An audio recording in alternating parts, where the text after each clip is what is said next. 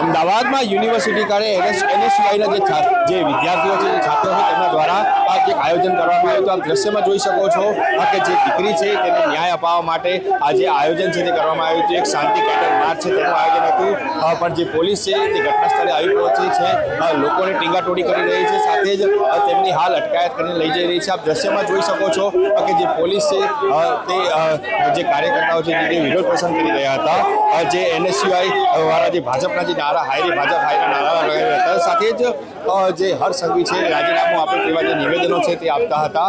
હાલ સમગ્ર મામલે પોલીસ જે ઘટના સ્થળે આવી પહોંચી છે અને લોકોની જે અટકાયત છે તે શરૂ કરી દીધી છે। આપ દ્રશ્યમાં જોઈ શકો છો કે તેમને જે અટકાયત કરીને હાલ તેમને પોલીસ સ્ટેશન ખાતે લઈ જવામાં આવી રહ્યા છે। મોટી સંખ્યામાં જે એનએસયુઆઈના જે કાર્યકર્તાઓ છે તે આવી પહોંચ્યા છે અને હાલ સમગ્ર મામલે છે તે લોકોની અટકાયત કરીને પોલીસ સ્ટેશન લઈ જવાની જે કામગીરી તે કરવામાં આવી રહી છે। દિવસે ને દિવસે રેપના પ્રમાણ વધી રહ્યા છે।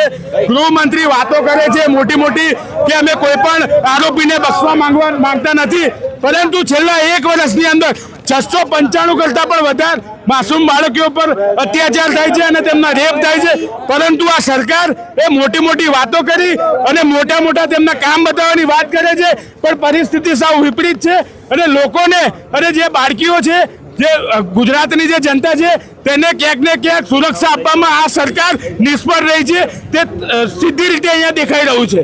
હાયરે ભાજપ! હાયરે ભાજપ! કેમેરામેન નીતલ ખત્રી સાથે બળદેવ બ્રહ્મક્ષત્રિય, ધ ગુજરાત રિપોર્ટ, અમદાવાદ।